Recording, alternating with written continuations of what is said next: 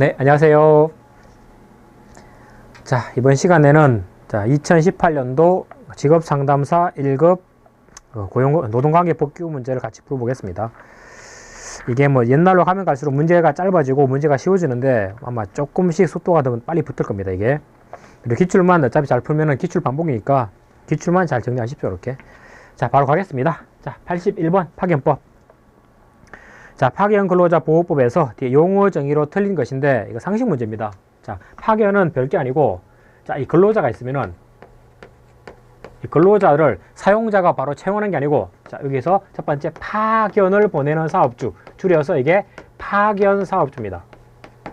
됐죠? 다음에 이 근로자의 파견을 받아서 근로자를 사용하는 사업주, 그래서 줄여서 사용 사업주. 이렇게 쪼개가지고, 자, 계약은 이 근로자랑 파견 사업주 사이에 여기서 근로 계약을 체결합니다. 그러면은 이 근로자들의 사용자는 파견 사업주 되겠죠. 다음에 사업주인 사용 사업주랑 다음에 파견 사업주가 따지면은 원청 하청입니다. 따지면. 그래서 요 둘 사이에 자, 파견 계약을 체결하죠. 자, 사용 사업주가 파견 업체에 대해서 원청 하청에다가 자, 근로자 몇 명만 보내줘. 라고 하면은 자기가 채용하고 있던 근로자들을 요렇게 보내주는 겁니다. 그래서 모양새는 자, 계약은 요렇게 하는데 업무 지시는 외부에서 이렇게 들어오죠. 됐죠? 자, 그래서 보시면은 자, 용어 정의로 틀린 것인데 1번. 자, 파견 사업이라는 것은 기본적으로 근로자 파견을 업으로 하는 걸 말합니다. 물론 근로자 공급 사업 빼고. 됐죠? 다음에 두 번째. 그리고 이때 파견 사업주는 이쪽이야. 파견을 보내는 사업주. 당연히 파견 사업을 행하는 사업주를 말합니다. 됐죠? 세 번째. 그리고 파견 계약이라는 것은 여기죠. 사용자끼리 하는 거. 자, 파견 계약은 파견 사업주랑 사용 사업자 둘이 하는 거지. 파견 근로자가 여기에 들어가면 너무 고맙겠지. 그죠? 대표님 저 좀 이쪽으로 보내주십시오. 당신이 나를 받아주세요. 말이 안 됩니다. 되겠죠? 그냥 업주들끼리 둘이 사는 계약, 이게 파견 계약입니다. 그러니까 3자 간 계약하는 게 아니고 대등한 당사자, 아니죠. 원칙적으로 대등하게 볼 수 있는 사용 사업주랑 파견 사업주, 원청 하청하고 근로자는 따라가는 겁니다. 그래서 3자 간의 합의는 아니다, 이거는. 이렇게 해주면 좋겠지만 답은 삽입이 되는 거고, 다음에 그리고 파견 근로자라는 것은 이쪽이죠. 파견 가는 근로자. 이제 파견 사업주에 고용되어서 뒤에 파견 대상이 되는 자를 말합니다. 됐죠? 그래서 파견 사업주인지 사용 사업주인지 요 개념만 명확하게 하면은 이거 뭐 틀리면은 바보짓 하는 거죠. 이거는 쉬운 문제입니다. 자, 넘어가시고. 자, 다음에 82번. 자, 헌법상 근로의 권리, 즉 32조 명시되지 않은 것은, 자, 이건 뭐 매번 나오는 거죠. 자, 헌법 32조에는 자, 근로의 권리가 나오는데 여기 보면은 자, 근로자들의 자, 적정 임금 보장을 위해서 최대한 노력해라. 그다음에 최저임금제는 반드시 시행을 해라. 그다음에 여성과 연소자의 근로는 특별히 더 보호해라. 그리고 뭐 근로조건의 기준은 법률을 정한다. 이것도 있는 거고. 그다음에 국가유공자, 상위군경, 또 뭐 전몰군경, 그다음에 이 사람들의 유가족, 이 사람들에 대해서는 근로기회를 우선적으로 보장해주라. 그래서 국가유공자 등에 대해서는 공무원 시험 볼 때 가산점을 주는 겁니다. 되죠? 이런 것들이 32조에 들어가 있고, 그 다음에 보통 32조에 안 들어가 있고 34조에 들어가 있는 거. 자, 약자는 맞지만 근로의 권리를 보호하는 게 아니고 사회적 기본권을 보호하는 거. 그게 주로 나오는 게 장애인 아니면 노인, 물론 가끔 청소년도 나오지만 이렇게 가는 겁니다. 보시면 그래서 명시되지 않은 것인데 1번 보시면 최저임금제는 반드시 시행이니까 들어가 있고, 그 다음에 세 번째 국가유공제에 대해서 기회를 먼저 줘라 들어가 있고, 그 다음에 여자 연소자 특별히 더 보호해라 들어가 있고, 그렇죠? 그리고 뒤에 산업재해로부터 보호해라 이런 내용은 없습니다. 됐죠? 그래서 32조 내용은 이것만 잘 보시면 됩니다. 이것도 쉬운 문제고. 자, 다음 83번. 자, 직업안정법상 직업정보 제공사업자, 쉽게 얘기했을 때 벼룩시장, 그렇죠? 이쪽 사업주가 준수해야 될 사항으로 잘못된 것은, 그래서 직업정보 제공하는 사업자입니다. 이 사람이 준수사항이 아닌 것. 자, 1번 보시면 자, 직업정보 제공 매체 구인 구직 광고 안에는, 벼룩시장 안에는 구인 구직자 및 직업정보 사업자의 주소 또는 전화번호를 기재할 것. 아까 얘기했죠, 이거. 아까지 이전 문제 풀 때 했던 거죠, 이것들. 보시면 자, 광고에는 당연히 구인자, 구직자는 광고해 주는 거 맞습니다. 그런데 벼룩시장의 사장님의 이름이 들어갈 필요 있습니까? 이거는 전혀 필요 없는 거죠. 됐죠? 그래서 답은 쉽게 1번 가시면 되는 거고. 다음에 두 번째, 자, 구인자의 연락처가 사서함으로 표시된 구인 광고를 게시하지 않을 것. 왜냐면 사서함 자체가 불명하기 때문에 이런 거 빼는 겁니다. 다음 세 번째, 자, 광고문에 뭐 무료 들어가 있는 상담, 취업 이런 것들은 허위 과장 광고니까 더 만드는 거고. 마지막 구직자 이력서 발송을 대행하거나 내가 대신해 줄게. 따지면 중간 착취입니다. 이것들이. 다음에 구직자에게 취업 추천서를 발부하지 않을 것. 이것들은 다 중간 착취로 할 수 있기 때문에 다 금지하는 겁니다. 그렇죠? 그래서 보통 1번 요게 정답으로 나옵니다. 그래서 벼룩시장 안에는 사업주의 그 사용사업주 구인자가 아니고 이 정보 제공 사업주의 이름은 들어갈 필요 없습니다. 당연히. 다음에 84번 보시면 이것도 뭐 1급에서만 나오는 건데 자, 고용정책기본법령상 고용정책심의회. 자, 요 고용정책을 짜기 위한 심의회. 자, 이것을 효율적으로 운영하기 위해서 내부적으로 전문위원회를 따로 둡니다. 국회에서 국회 상임위가 있고 개별 전문위원회가 있듯이 마찬가지 고용정책에 대해서도 고용정책심의회가 있고 밑에 전문위원회가 있습니다. 이때 전문위원회 내용이 아닌 것입니다. 아닌 것. 당연히 이거는 제목 자체가 고용정책에 관한 기본 법령을 만드는 거니까 당연히 고용정책 기본 내용에 관한 전문위원회가 필요합니다. 그래서 대표적으로 첫 번째 사회적 기업 전문 육성하겠다. 다음에 적극적 고용 개선을 위원회 만들겠다. 다음에 건설 근로자가 사회적으로 취약하니까 이 사람들에 대해서 위원회 만들겠다. 가능합니다. 다만 자, 외국인 고용 촉진 이거는 외국인 관련 특별법이 따로 있습니다. 그래서 이 법에서 다루는 게 아니고 됐죠? 그래서 우리 고용정책 기본 법령은 우리나라 국민들의 사회적 기본권이야. 즉 이거는 외국인이 아니고 우리나라 국민을 위한 겁니다. 그러니까 기본 정책 안에는 외국인 관련된 내용은 들어가면 안 되겠지. 이거는 그렇죠? 그렇게 보시면 되는 문제입니다. 자, 다음에 85번. 자, 고령상 연령차별금지법에서 뒤에 법령상 고령자 고용정보센터가 수행하는 업무를 모두 고른 것은 자, 연령차별금지법에서 여기죠. 고령자 고용정보센터. 즉 고령자들의 고령자들의 고용을 확대하기 위해서 정보를 제공해주는 센터가 만들어졌는데 이 센터가 하는 업무를 모두 고른 것은 결론적으로 답니다. 다. 자, 보시면은 첫 번째 고령자에 대해서 구인, 구직, 등록, 직업지도, 취업발선 당연히 이 센터가 해줘야 되겠죠. 두 번째 고령자에 대한 직장에 관한 적응 훈련에 대한 교육 이것도 해줘야 되는 거고. 다음에 정년 연장이라든가 뒤에 고령자에 관한 인사, 노무관리, 직업 환경 개선에 관한 기술적인 상담이라든가 교육, 지도 이것도 당연히 센터가 하는 거고 다음에 고령자들의 고용 촉진을 위한 홍보 활동도 하는 거고 결론적으로 다 하는 겁니다. 그렇죠? 요거 뭐 한 번 정도 읽어보시면 되겠습니다. 그 해설에 나머지 내용이 들어가 있으니까 해설에 들어가 있는 거 읽어보시고 가시면 됩니다. 이것들은 쉬운 거니까. 자, 다음에 86번. 자, 33조, 뭐 많이 나오는 건 아닌데, 이거 띄엄띄엄 나옵니다. 자, 32조가 아니고 33조에 들어가 있는 노동기본권. 자, 관련해서 잘못된 것인데, 이거는 엄밀히 따지면은 이 33조 조문 문제가 아니고 상식 문제입니다, 이거는. 그래서, 자, 33조 얘기하는 근로자들의 근로삼권 관련해서 우리나라 국민들은 인정되는 노동기본권에 관한 설명으로 잘못된 것입니다. 자, 첫 번째 보시면, 자, 헌법에 보장된 노동기본권. 따지면 이게 근로삼권이죠, 근로삼권. 단결권, 교섭권, 단체행동권. 자, 이 노동기본권에는 사업장 단위의 복수노조 설립을 금지하는 것으로 해석한다? 이게 위헌 결정 받으면서 사라져버렸지. 왜냐면 옛날에는 이게 5공화국 때입니다. 5공화국 때. 노동조합이 만들어지면 이 노동조합이 민주화 운동을 해버리고 그리고 정권에 대해서 자꾸 저항하니까 야, 노동조합 탄압해야 되겠다. 그래서 노조 만들려면은 자, 너네는 기업별로만 노조 만들어. 그래서 기업별 노조 강제하고 그리고 노조 되고 싶어? 그러면 독일하고 다르게 너네는 설립 신고해. 설립 신고. 그러면 여기에 대해서 우리가 심사한 다음에 신고증을 주면은 그때 노조로 봐줄게. 그리고 자, 이런 노조는 하나의 사업장 단위로 하나밖에 안 돼. 자, 이게 다른 말로 복수 노조 금지입니다. 자, 이런 제도가 들어오면은 이 세 가지 제도를 통해서 국가 차원에서 노동조합을 완벽하게 통제할 수 있죠. 그렇죠? 노조가 되고 싶어? 그러면은 하나의 산업 단위죠. 전국 단위 못 모입니다. 반드시 너네는 기업 단위로 모여. 전국 단위 모이면은 여기다가 프레임을 씌워가지고 처벌하는 겁니다. 되죠? 그러니까 너네 기업별로만 만들어 하나 사업장 내에서 그러면 하나의 사업장 내에서 노조가 만들어지니까 사용자 입장에서도 편하게 통제할 수 있겠죠. 자기 마음대로. 그리고 자, 노조가 되려면은 너네끼리 모여서 노조가 되는 게 아니고 그죠? 규약 등을 만들어가지고 행정관청에 신고해. 서울이면 서울시장한테. 그러면 서울시장은 3일 동안 심사해서 마음에 들면은 문제가 없으면 신고증을 주고 마음에 안 들면은 여기에 대해서 뭐 보류하거나 반리해. 엄밀하게 따지면 보류가 아니고 20일 내에 보완 요구입니다, 보통. 됐죠? 이렇게 해서 결론적으로 신고증을 안 주면 노조 안 되는 겁니다. 그리고 된다 할지라도 하나의 사업장에다가 미리 의용 노조 만들어도 그러면은 복수 노조가 금지되기 때문에 다른 노조가 들어올 수 없는 겁니다. 됐죠? 이런 식으로 노조 통제하다가 이게 6월 항쟁 때문에 87년 이후에 첫 번째 기업별 노조 강제 조항 이게 삭제합니다. 그래서 현재는 노조법 5조에 따라서 노조 설립은 자유야, 설립 자유. 마음에 들면은 마음만 맞으면은 2명 이상이만 모이면은 노조가 되는 겁니다. 됐죠? 그리고 복수 노조는 최근에 들어서 여기가 사라집니다. 그리고 근로자한테 근로 3권이 보장되니까 노조를 하나 만들지 두 개 만들지, 대학교에서 동아리가 하나일지 두 개일지 이거는 대학에 정하는 게 아니고 너네들 마음대로 정해. 그러니까 복수 노조 금지는 근로자들의 단결 선택권을 침해하죠. 삭제. 됐죠? 그래서 노조는 마음대로 만들 수 있고 하나의 사업장에도 여러 개 만들 수 있습니다. 다만 여러 개 만들어진 노조가 이제 문제는 이게 교섭하는 과정에서 사용자가 모든 노조랑 다 교섭하려면 번거롭겠죠. 그래서 여기서 만들어지는 게 뭐 교섭, 창구, 단일화 제도 이런 것들이 있습니다. 여러분 시험에 안 나와 이거는.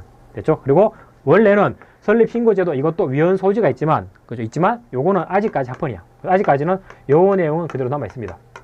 그러면 행정관청이 개입해가지고 노조 인증해줄지 말지 이걸 결정하는데, 자, 이거 위헌 소지가 있는 거 아니냐, 즉 근로자들의 단결권 침해가 아니냐 라고 얘기하니까 우리 법원에서는, 자, 설립 신고 제도는, 자, 그동안에 어용 노조가 너무 많았으니까 이 어용 노조로부터 민주 노조를 자, 보호 육성하기 위해서 우리가 지금 신고 제도를 통해서 어용 노조 걸러주고 있는 거야. 그러니까 합헌이야 라고 봅니다. 그래서 신고 제도로 남아 있는데 기업별 노조 강제 조항, 복수 노조 금지 조항은 사라졌다는 거.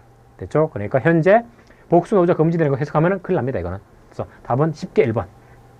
됐죠? 두 번째, 자, 단결권, 노조 만드는 겁니다. 자, 향유할 수 있는 주체는 개별 근로자가 만들 수도 있고, 됐죠? 다음에 근로자들이 결성한 단체, 자, 이 단체도 노조 만들 수 있죠. 예를 들어서 내가 현대자동차 다닌다 그러면 현대자동차 기업별 노조 만들면 됩니다.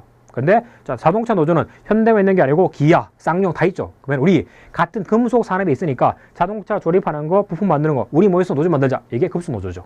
그래서 개인이 만들어서 노동조합이 될 수 있고 이 노조가 모여가지고 이게 하나의 산별 노조 될 수 있는 겁니다. 그래서 단결권은 개인뿐만 아니라 단체도 이것도 향유할 수 있다는 거. 다음에 세 번째, 자, 교섭권의 내용에는 만나서 근로조건에 대해서 합의하는 거죠. 내용에는 이제 교섭이 타결될 경우에는, 타결된 경우입니다. 그러면은 무조건 협약을 체결해야지 돼. 됐죠? 근데 만약에 합의가 안 됐다. 그때는 합의가 안 됐기 때문에 단협을 만들 필요 없습니다. 근데 만약에 합의가 됐다. 그럼 무조건 무슨 만들어야지 돼. 됐죠? 다음에 네 번째, 단체 행동권에 노조법상 사용자에게 인정되는 직장 폐쇄는 포함되지 않는다. 맞습니다. 왜냐면 근로 3권은 3.3조 1항에 따르면 이거는 근로자가 누리는 권리입니다. 그래서 근로자가 근로조건의 향상을 위해서 자주적으로 만드는 게 노동조합입니다. 그러니까 사용자에 대해서는 단체 행동권을 보장 안 돼. 다만 이 노조 때문에 자, 힘의 균형이 깨져가지고 오히려 노조가 힘이 너무 세지더라. 그때 이 힘의 균형을 회복하기 위해서 인정되는 거, 이게 직장 폐쇄입니다. 직장 폐쇄.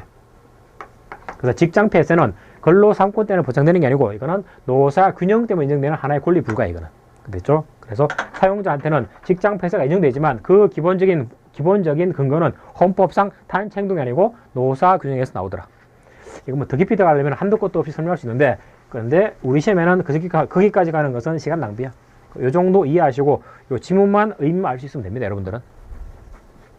자, 넘어가시고, 자, 이것도 상식 문제인데 보시면, 자, 근로자 직업능력개발법상 이거 공적인 공공직업훈련시설을 설치할 수 있는 요것도 공공단체. 보시면 근로자입니다. 근로자들의 직업능력을 개발하기 위한 공공단체. 즉 근로자를 위한 공익단체를 얘기하는 겁니다. 자, 이게 아닌 것은 쭉 보시면은, 자, 근로복지공단, 산업인력공단, 장애인고용공단 다 근로자를 위한 거죠. 그런데 상호회의소, 이거는 근로자를 위한 게 아니고 사용자를 위한 겁니다. 그래서 답은 쉽게 2번으로 하시면 됩니다. 이것도 상식에 속하는 문제입니다. 간단하게 보시고 이것도. 자, 다음에 88번.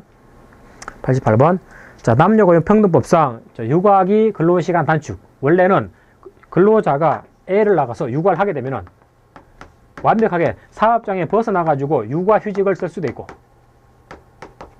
근데 문제는 육아휴직을 쓰게 되면 근로자들의 경력 단절이 발생하죠. 그러니까 자, 나 완벽하게 빠지는 게 아니고 일정한 시간을 빼가지고 애도 보고 업무도 계속 하겠다. 이게 뭐냐? 육아기 근로시간 단축 제도입니다. 단축 제도. 됐죠? 그러면 이때 근로시간을 단축할 때 몇 시간까지 단축하느냐? 이 문제인데 요때 출제될 때랑 현재 법이 바뀌었습니다. 그래서 보시면 사업주가 근로자에게 육아기 근로시간 단축을 허용할 때는 보시면 단축 후 시간은 최소 15시간 이상.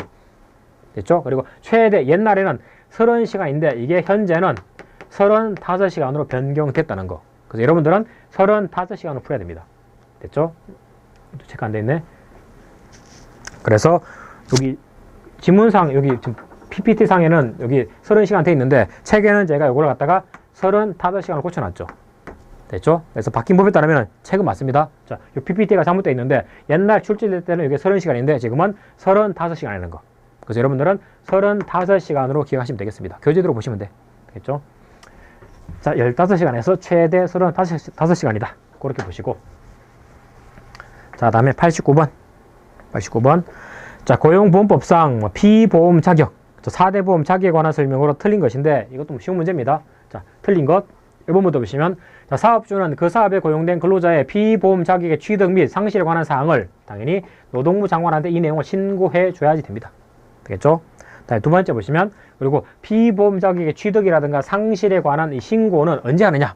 됐죠? 보시면 그 사유가 발생한 날로부터 14일이 아니고 이건 건법청산이고 보통 이런 신고는 그 사유가 발생한 달입니다. 달. 자, 이거 다 정리해서 한번 해야 되기 때문에 발생한 달에 그 다음 달이에요. 다음 달. 발생한 달에 다음 달. 발생한 그 날이 아니고 다음 달에 15일 내 하는 겁니다. 15일 내.